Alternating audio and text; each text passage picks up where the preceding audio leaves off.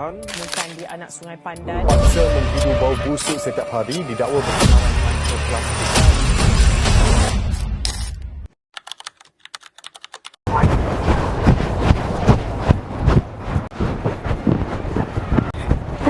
Set. Aku penat.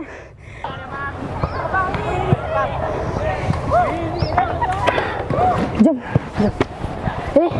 Kenapa buang botol kat sini? Tos apa kan ada? Sampah mana ada kat sini, kat padang ni. Lah. Jom lah. Okey, jom.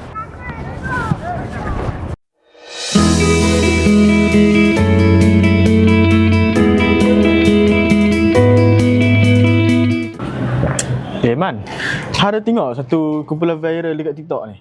Tak tahu pun. Ni dah. Kau tengok ah.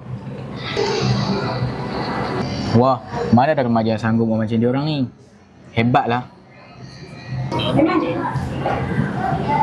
Jomlah. Dia orang dah panggil kita tu. Jom.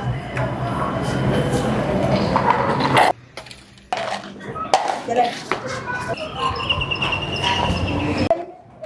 Weh, korang ada tengok tak video baru-baru ni yang viral kat TikTok tu? Yang mana weh? Yang mana? Ni yang sekumpulan remaja bersihkan sungai tu. Aku dah tengok juga video tu. Tak silap aku, sungai tu paling besar kat daerah tu. Sekarang dah jadi kotor balik dah. Ya. Yo, serius ke? Serius.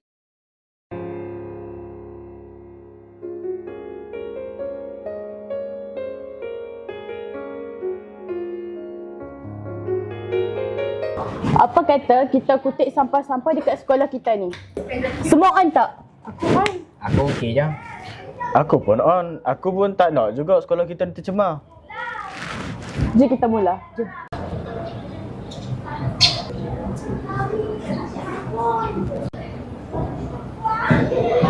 Buang sampah pada tempatnya, bumi kita tanggungjawab bersama. Satu sampah dibuang merata, 1000 masalah menanti kita. Bye-bye.